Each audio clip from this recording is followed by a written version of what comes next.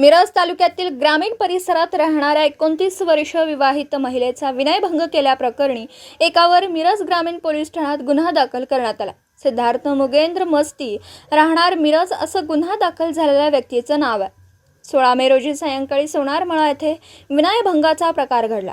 हात उसने घेतलेले पैसे परत द्यायला गेल्यानंतर फिर्यादीच्या मनास लज्जा उत्पन्न होण्यासारखं वर्तन संशयित मस्ती यांच्याकडून करण्यात आल्याची फिर्याद एका विवाहितेने मिरज ग्रामीण पोलीस ठाणे येथे दिली।